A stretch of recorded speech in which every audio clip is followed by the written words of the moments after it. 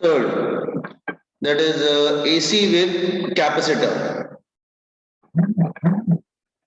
With capacitor.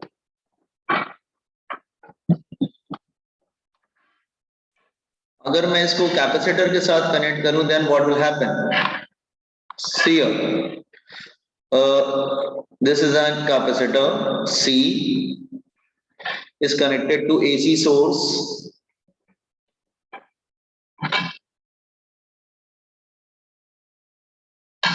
Current is high.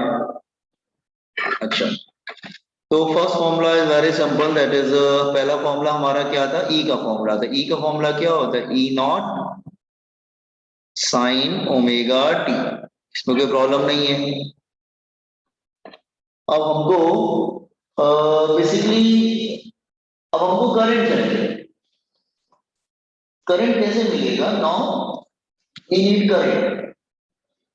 तो वैसे charge का फॉर्मूला क्या होता है? चार्ज का फॉर्मूला होता है that is Q is equal to C V. हाँ हाँ, यस यस। तो मुझे करंट चाहिए, आई वांट करंट। तो आपको मालूम है क्यू क्या होता है बेटा? Q is equal to C into V. ठीक है, तो एक काम करते हैं ना, वी की जगह ई रख देते हैं। सो ये तो फॉर्मूला मालूम है ना कैपेसिटर का, Q is equal to C into V, याद है? हम लोगों ने कैपेसिटर पढ़ा था, Q is equal to C into V. Can you memorise it? Yes, sir. ठीक है, Q is equal to C into V. So V की वैल्यू रख देंगे तो Q इज इक्वल टू, ये जस्ट अ मिनट, जाएगा Q is equal to C into E. E की value रख दो, it become E naught sine omega T. Value रख दी हमने उसकी। अच्छा, मुझे करंट चाहिए, तो करंट कैसे मिलेगा? Rate of law of charge for current D Q by D T. इसका डेरिवेटिव कर देते हैं। तो इस क्यू को यहाँ पे रख देते हैं हम लोग, इसका डेरिवेटिव कर देते हैं। तो डेरिवेटिव करेंगे तो डी बाई डी टी, तो constant part will go out, constant part तो बाहर चला जाएगा। तो C E naught D by D T, bracket में क्या आएगा? Only sine omega T. Sine omega T का डेरिवेटिव क्या होगा boys and girls? Sine omega T का डेरिवेटिव क्या होगा बेटा? Minus cos omega t upon 2. Minus थोड़ी ना होता है, प्लस होता है ना। Cos omega t into omega. हाँ, plus cos omega T into omega. Angle part का डेरिवेटिव डिवाइड मल्टीप्लाई होता है, इंटीग्रेशन में डिवाइड होता है और डेरिवेटिव में मल्टीप्लाई होता है। तो करंट का फॉर्मूला क्या आ गया? दैट इज इक्वल टू, ये हमारा आ जाएगा that is C omega E naught cos omega T. तो इसको हम थोड़ा सा रीअरेंज कर लेते हैं, E naught upon 1 upon omega C लिखते हैं, इस तरह से लिखते हैं। ऐसे लिख सकते हैं हम लोग, कॉस ओमेगा टी। अच्छा, कॉस ओमेगा टी को मुझे साइन ओमेगा टी बनाना है, तो मैं बना सकता हूँ कॉस ओमेगा टी को साइन, क्योंकि कंपेयर करना होता है ना हमको। तो cos omega T, cos theta is equal to sine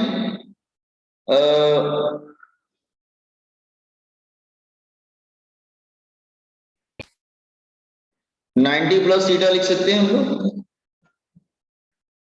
90 plus theta. तो ये हो जाएगा I is equal to E naught upon X, C छोटा सा निकाल दो, ये रेसिस्टेंस बन गया, and it become sine 90 plus theta, that is omega T plus 90 pi by 2। ठीक है, सो ये हमारा फाइनल इक्वेशन आ गया, दिस वन। तो ये हो गया I इज इक्वल टू, इसको हम आई नॉट बना लेते हैं, I naught, this is I naught sine omega T plus pi by 2। इसमें जो है ना करंट जो है वो 90 डिग्री आगे चलता है। जैसे ये कॉपी ऑन दिस वन, तो आगे कंटिन्यू करते हैं, copy on this one first.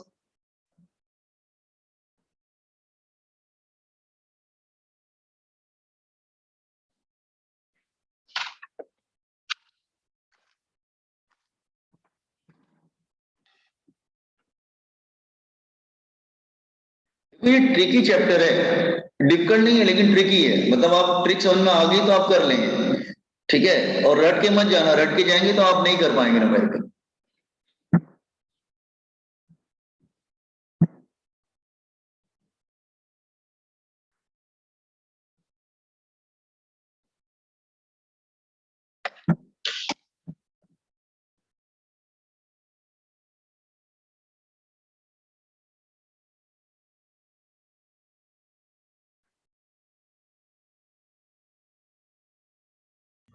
Sir वो cos theta is equal to sin 90 minus theta होगा ना?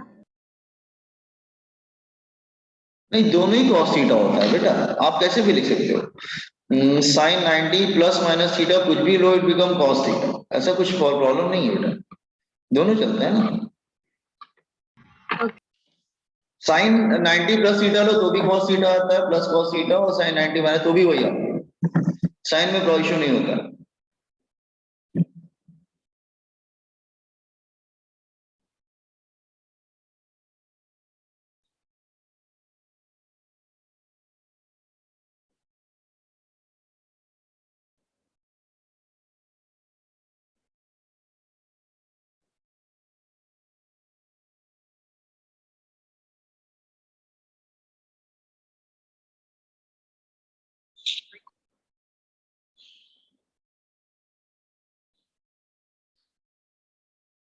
Okay, done.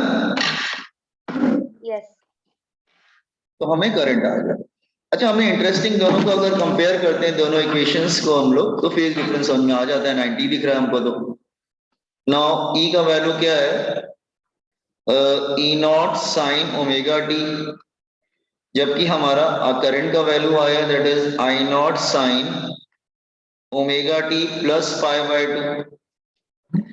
तो इसमें जो फेज डिफरेंस आएगा, फेज डिफरेंस वो 90 डिग्री दिख रहा है दोनों में, उसमें पाई बाय टू एक्स्ट्रा आ रहा है, that is pi by two या फिर 90 degree, what ever it is.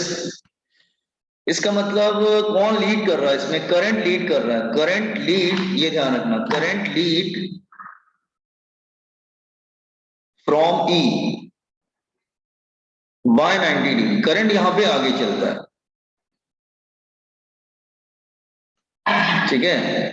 Then four, power, power मालूम है, that is power is equal to E R M S, I R M S cos 90 degree, cos 90 degree कितना हो जाएगा, that is zero, तो whole thing become zero. तो इसमें ये भी पावर कंज्यूम नहीं करता है, पावर फैक्टर क्या आता है, that is equal to cos five, that is cos 90 degree, again it is zero. So inductor और कैपेसिटर में एक बात मैच करती है क्या, दोनों में पावर जीरो होता है, दोनों में पावर फैक्टर, तो क्योंकि दोनों में फेज डिफरेंस 90 आ रहा है। बस फर्क क्या है कि इंडक्टर में करंट 90 डिग्री लैग करता है, बट कैपेसिटर में करंट 90 डिग्री लीड करता है। Is it what I am saying?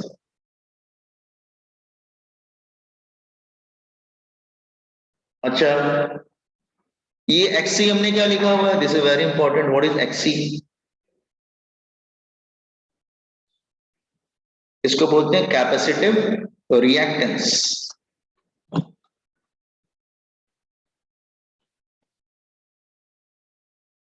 Capacitive reactance. अच्छा, यहाँ पे ब्रैकेट में लिखा नहीं बेटा, लिख लो यहाँ पे, where I naught is, I naught की वैल्यू लिख लो, where I naught is E naught upon XC, where I naught is E naught, Ohm's law, Ohm's law use हो रहा है, ओम्स लॉ लिख के ऐसे I naught is equal E naught upon XC.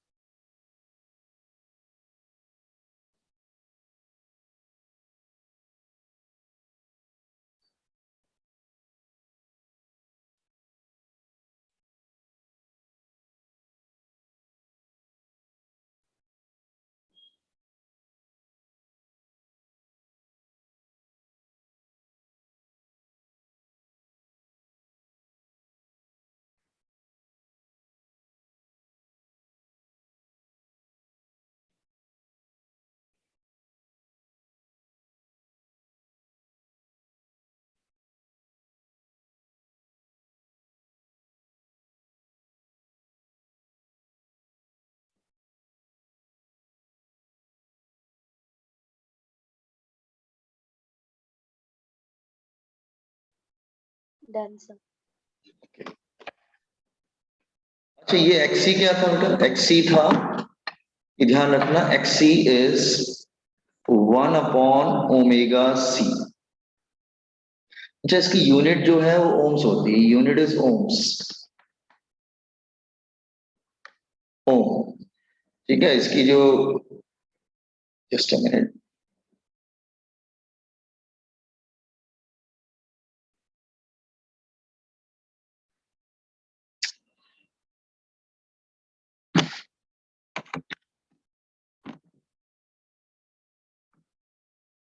Unit is ohm. ये resistance है, XC होता है 1/ओमेगा c, मतलब 2πf भी लिख सकते हो। तो इस पे भी तुम लोगों को न्यूमेरिकल आता है, ध्यान रखना इस फॉर्मूले पे एक्सी निकालना है।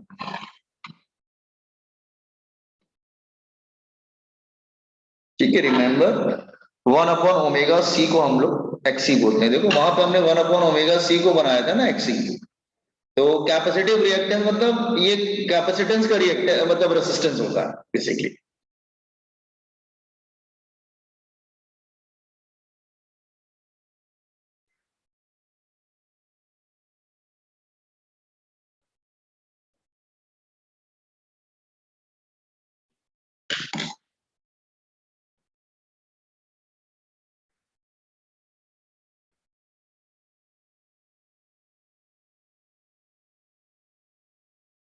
Done, sir.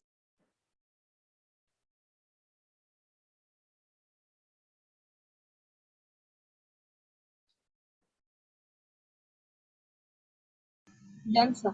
ओके, नाउ सी इसका फेजर डायग्राम देख लेते हैं last.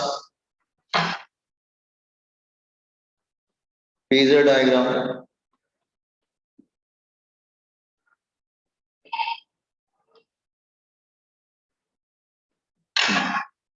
Now what is phasor diagram? Look here, phasor diagram तो कल आपको बताया था कैसे होता है वो।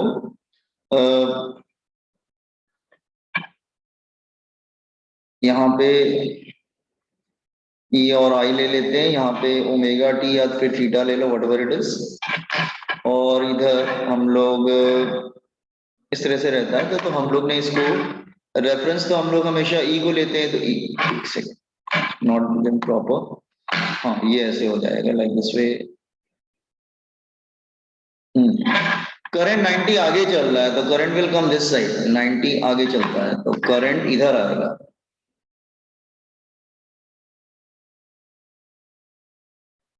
करंट लीड करता है बेटा, ये 90 डिग्री लीड कर रहा है करंट। तो ई जो है ना, E is equal to E naught sine omega t. Current जो है वो, current I is equal to I naught sine omega T plus 90। Current is leading, lead कर रहा है, वोल्टेज पीछे चलता है, करंट आगे चलता है। अच्छा रोटेटिंग वेक्टर बना देते हैं, उसमें तो हम लोग बताया था रोटेटिंग वेक्टर कैसे बनाते हैं। दोनों के अपने अपने साइज का दोनों के अपने अपने साइज का सर्कल ले लेते हैं। तो हम लोग बाहर वाला सर्कल लेते थे जैसे ई वाला, और अंदर वाला सर्कल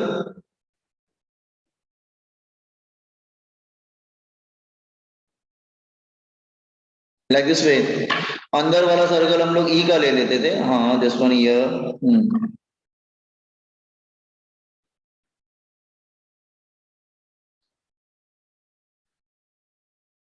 दिस वन। तो हम लोग क्या करते थे, कोई लाइन ड्रॉ कर देते, draw line anywhere, let's say this is omega T dash. तो ये यहाँ पे कट कर रहा है, इसको इधर कट कर रहा है, दोनों के अपने अपने सर्कल पे ले आओ। जो बाहर वाला सर्कल है वो ई का है, तो ई के सर्कल पे ले आएंगे उसको, इधर आएगा कहीं पर।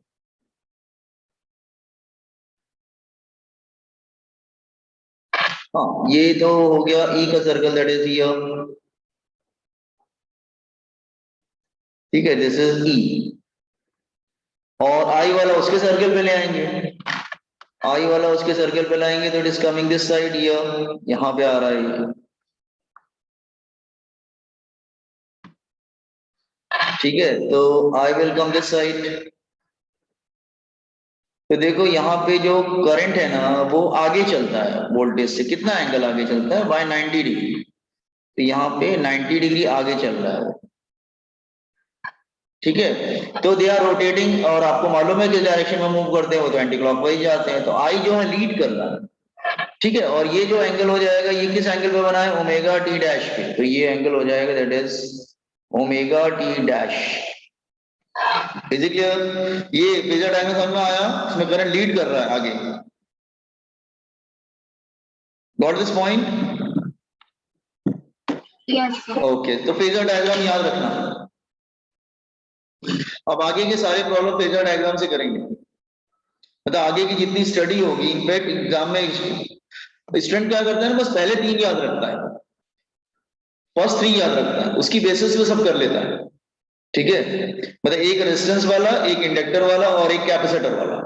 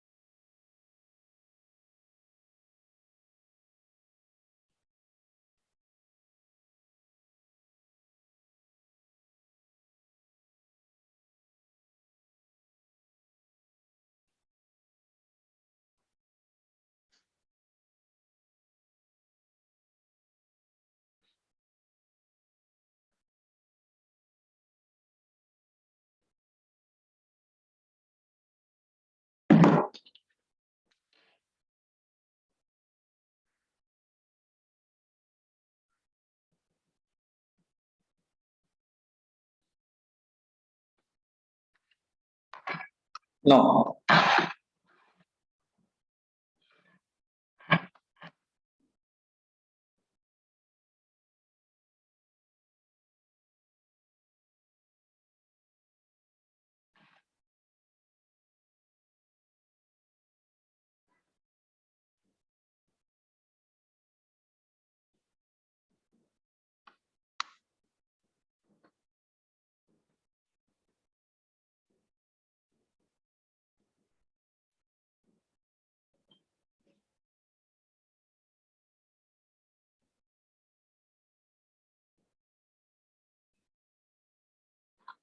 हो गया version girls?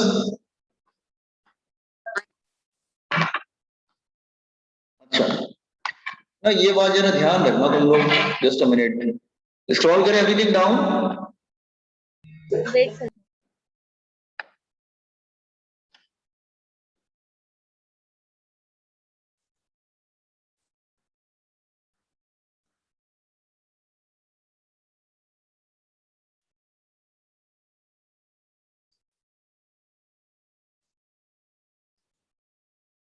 Done, sir.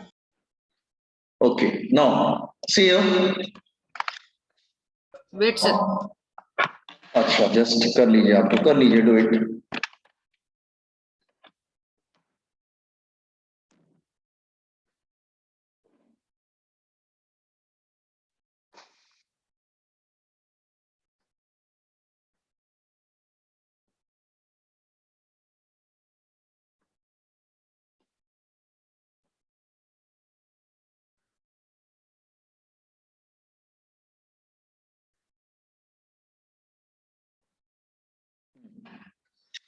Now हो गया बच्चा,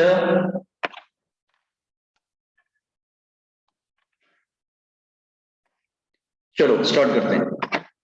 नाउ लुक हियर, हियर, आवाज आ रही है ना मेरी? ये क्या हो रहा है, एक सेकंड रुक जाओ, ठीक है।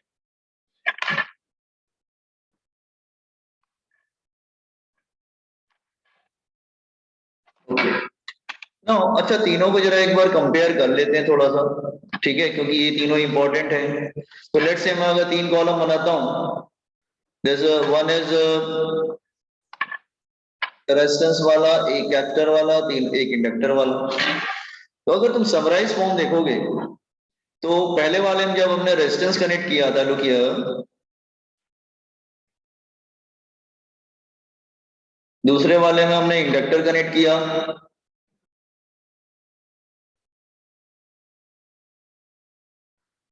तीसरे वाले में कैपेसिटर कनेक्ट किया।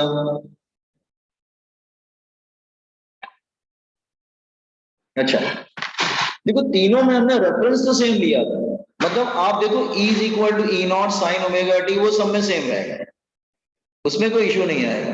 तो न्यूमेरिकल करते समय याद रखना, ये एक इक्वेशन होता है साइन ओमेगा टी, वो सेम रहता है सब, और दिया भी रहता है इनफैक्ट टाइम के साथ हमेशा ओमेगा रहता है। अच्छा, इसमें जो करंट भी आता है वो भी सेम आता है, that is sine omega t. लेकिन यहां पे जो है ना, करंट जो है वो 90 पीछे चला जाता है, -90, और यहां पे करंट 90 आगे चला जाता है, साइन ओमेगा टी प्लस 90। इसका मतलब अगर मैं ई को रेफरेंस ले रहा हूं, लुक हियर, अगर मैं ई को रेफरेंस ले रहा हूं, लेट्स से हियर, तीनों में अगर मैं ई को रेफरेंस ले रहा हूं, लुक हियर, ई,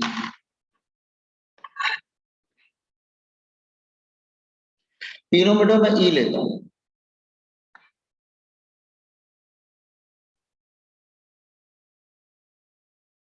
हाँ ई को रेफरेंस ले लेता हूं। हाँ, सो इसमें जो है, दिस जस्ट हियर, इसमें जो है वो करंट साथ में चलता है।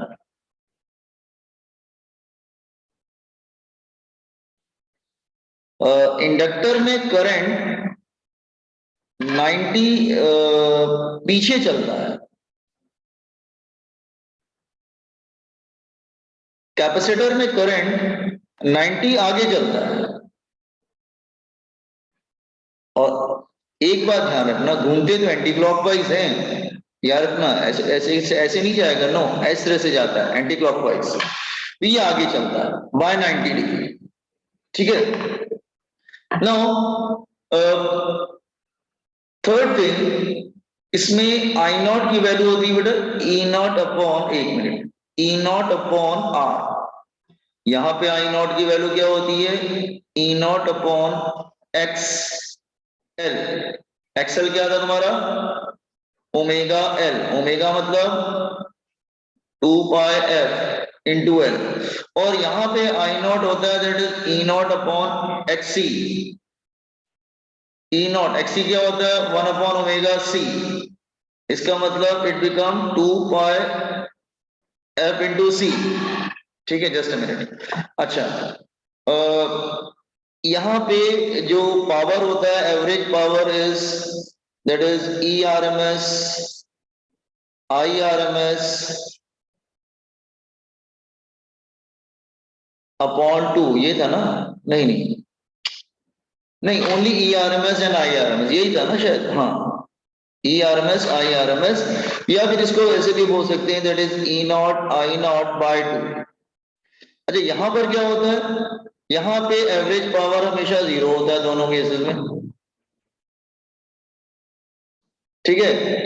और अगर पावर फैक्टर देखेंगे तो पावर फैक्टर यहाँ पर 1 आता है, और यहाँ पे पावर फैक्टर 0 आता है, इधर भी पावर फैक्टर 0 आता है। तो तीनों बातें क्लियर हुई ना बॉयज एंड गर्ल्स, तीनों में कोई प्रॉब्लम, न्यूमेरिकल आएगा तो पहले 3 दिमाग में फिट करने पड़ेंगे तुमको, first 3 you have to fit in mind, तभी बाकी आप प्रोसीड कर पाएंगे, ठीक है। ये ध्यान रखना, कौन यहाँ पे करंट, एक मिनट, करंट यहाँ पे सर वो एंटी क्लॉकवाइज कैसे रोटेट करेगा, वो एक बार बता। नहीं, मैंने तो हमेशा एंटी क्लॉकवाइज ही लिए है ना बेटा, अपना जो पढ़ाई किया है मैंने, हमेशा आपको बोला है कि पूरा जो फेजर डायग्राम है ना, जैसे एंगल लेते हैं, जैसे एंगल कैसे लेते हैं, ग्राफ कैसे लेते हैं बेटा, 0 इधर लेते हैं, फिर 90 इधर लेते हैं ना, 180, फिर 270, तो आप ऐसे तो नहीं काउंट करते हैं ना, हमेशा ऐसे चलते हैं। तो इस तरह से हमने भी लिया है, मतलब आप 0 से 90, 90 से 180, 270, 360 लाइक दिस, ऐसे चलेगा, मतलब एंटी क्लॉकवाइज आप चलते हैं ना, आप एंगल मेजर करते हैं तो एंटी क्लॉकवाइज चलते हैं ना, वैसे हमने लिया है। Is it clear what I am saying? Okay, ये बात ध्यान रखना, मतलब you have to move anticlockwise, just जैसे आप एंगल मेजर करते हैं 0, 90, 180 वैसे चलता है, ठीक है? तो ये तीनों आपको दिमाग में फिट करने पड़ेंगे। आई थिंक फिट भी हो भी गए होंगे फ्रेंड, ठीक है? बस ये ध्यान रखना, इसमें जो करंट जो है वो लैग कर रहा है, इसमें करंट लीड कर रहा है, ठीक है?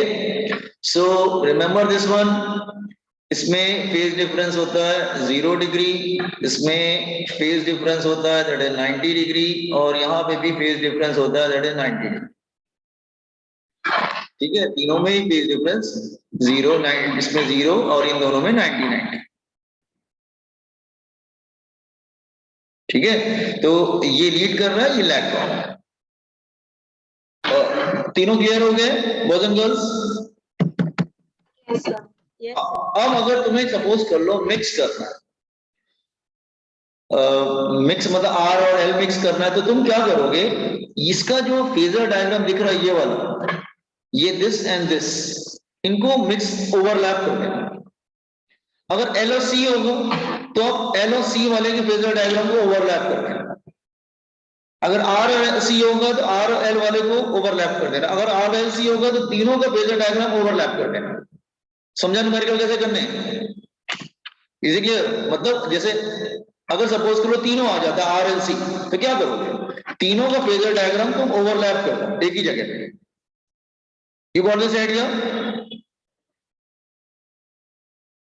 अच्छा ठीक है, मैं समझाता हूँ। हाँ जस्ट अ मिनट, ठीक है? अच्छा मैं अब चेंज करता हूँ, आर एल सी हो गया, अब मैं मिक्स करता हूँ। जैसे मिक्स करना बहुत इजी होता है। अब तुम्हें क्या करना है? कैलकुलेशन नहीं करना है तुमको, एक फेजर डायग्राम से सब कुछ कैलकुलेट करना है। बात समझे मेरी बात? अच्छा जैसे मैं समझा सपोज कर, अच्छा जस्ट सर वो नोट नहीं करना। नोट कर लो, फटाफट तुरंत नोट करो, लेकिन ये चार्ट लर्न कर लेना फिर। हाँ ओके सर।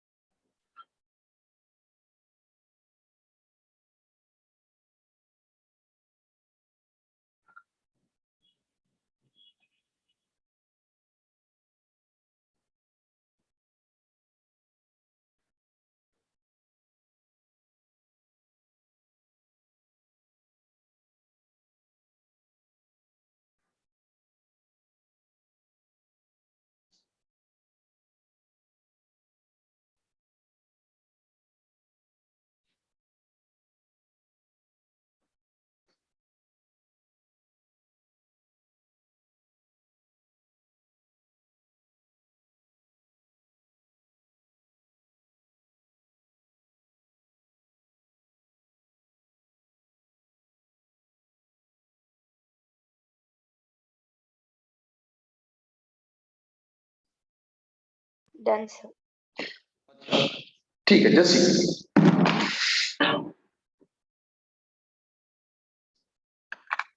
अब सपोज कर लो तुमको मिक्स करना है, तुम्हारे दिमाग में फेजर डायग्राम फिट हो गया। अब सपोज कर लो तुमको आर और सी मिक्स करना है। Let's say AC with R and C, या आर एंड एल ले लेते हैं पहले, तो कोई प्रॉब्लम नहीं। आपको सपोज कर लो कि सर्किट दे दिया गया, उसमें रेजिस्टेंस भी है, न्यूमेरिकल में ऐसा कुछ आया, उसमें आर और एल को मिक्स किया गया, ठीक है?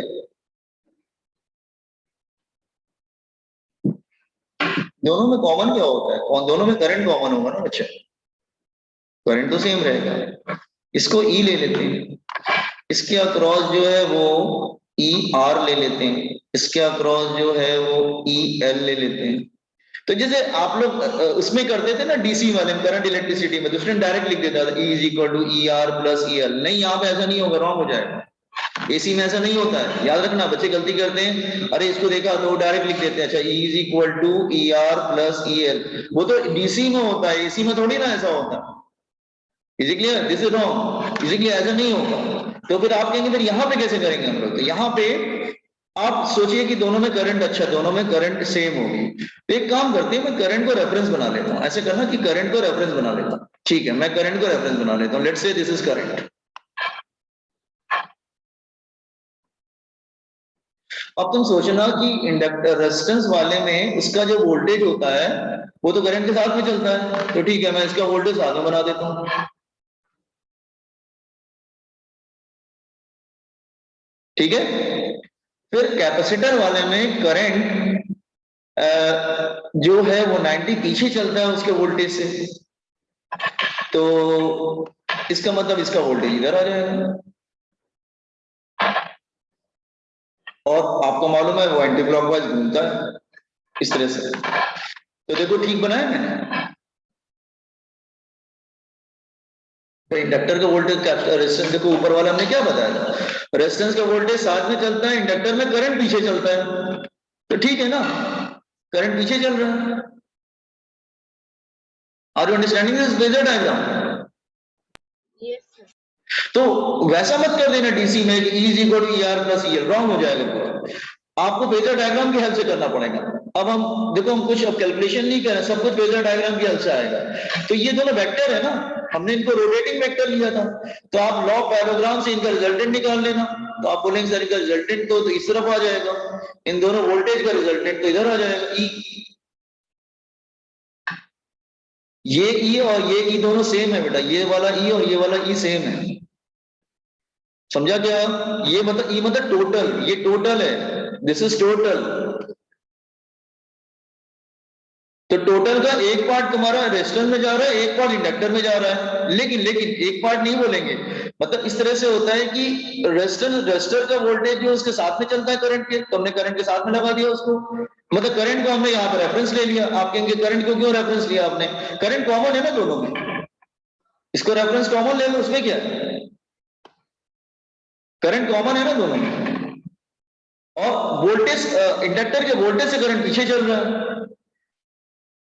तो बता लॉ पैराग्राम यूज करेंगे, लॉ पैराग्राम यूज करेंगे, तो ई का फॉर्मूला तो ठीक है, that is is equal to E naught sine omega t, लेकिन अगर लॉ पैराग्राम यूज करेंगे तो ई की वैल्यू क्या मिल जाएगी, अंडर रूट ऑफ, दो वेक्टर 90 पे होते हैं तो क्या होता है, ये दोनों 90 पर है ना,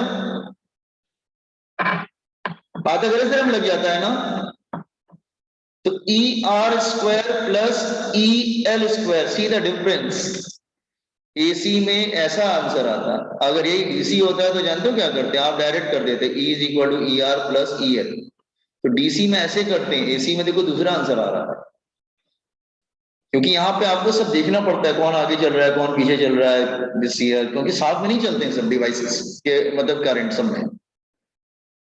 तो डीसी वाले को लेके कंफ्यूज मत हो जाना, डीसी में अलग तरीके, डीसी में तो डायरेक्ट हो जाता है is equal to E R plus E L, AC में ऐसा नहीं होता, एसी में देखो स्क्वायर रूट आने लगा।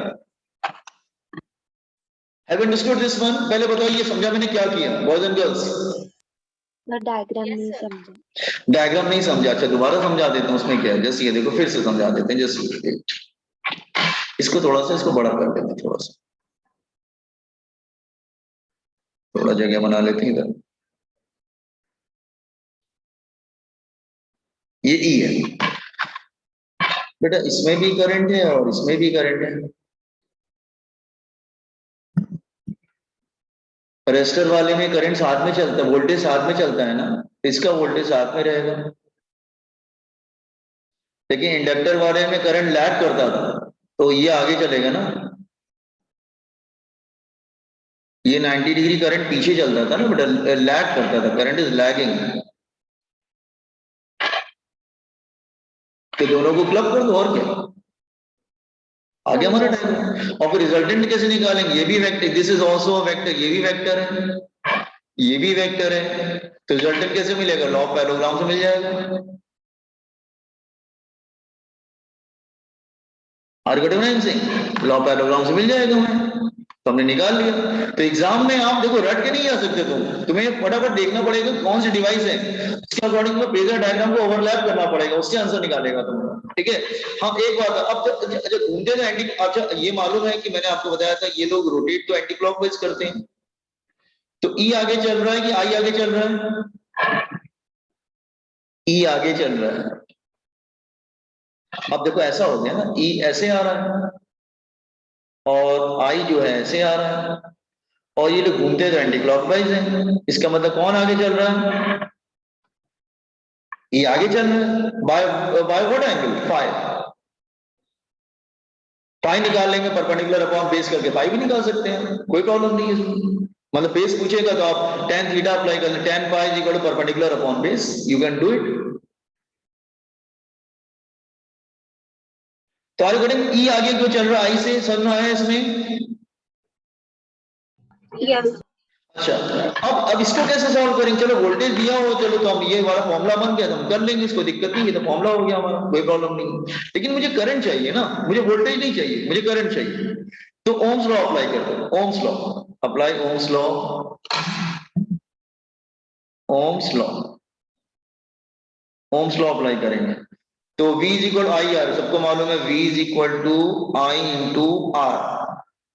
और इंडक्टर का क्या होगा? इंडक्टर का रेजिस्टेंस बेटा हमने क्या बताया था? Excel.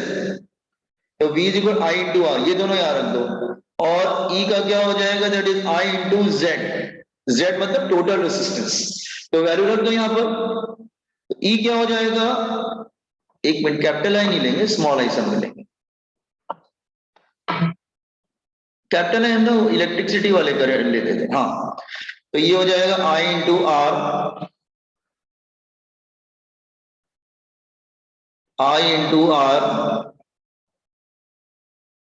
I into R, I लेंगे कॉमन लेंगे, कैंसिल हो जाएगा, तो टोटल रेजिस्टेंस हमको मिल जाएगा। तो न्यूमेरिकल में अगर पूछेगा टोटल रेजिस्टेंस क्या है, तो आंसर क्या मिलेगा? स्क्वायर। एक्सेल की वैल्यू क्या थी आपको मालूम है? एक्सेल की वैल्यू क्या थी? Omega L. तो आर स्क्वायर प्लस एक्सेल की वैल्यू क्या थी? Omega L. तो आप क्या होता है? ओमेगा स्क्वायर एल स्क्वायर, ऐसे कर सकते हैं। और ओमेगा की वैल्यू क्या होती है? 2 पाई एफ। ओमेगा की वैल्यू क्या होती है? 2 पाई एफ। तो जेड की वैल्यू ऐसे भी लिख सकते हैं, under root of R square plus omega कितना हो जाएगा? 2 pi F frequency whole square, that is L square. So are you getting? Impedance कैसे निकालेंगे, रेजिस्टेंस का सर्किट का कैसे निकालेंगे? You can use any one of the formula, कोई भी फॉर्मूला यूज कर सकते हैं हम इसको रेजिस्टेंस निकालने में। तो देखो अगर वोल्टेज दिया हो तो हम पहला वाला E is equal to under root of E R square plus E L square use कर सकते हैं। रेजिस्टेंस चाहिए तो Z is equal to under root of R square plus under X L whole square use कर सकते हैं। XL मतलब omega L, इसको बोलते हैं इंडक्टिव रिएक्टेंस, हम लोग कर चुके हैं इंडक्टिव रिएक्टेंस, हमने ओम्स लॉ यूज कर लिया।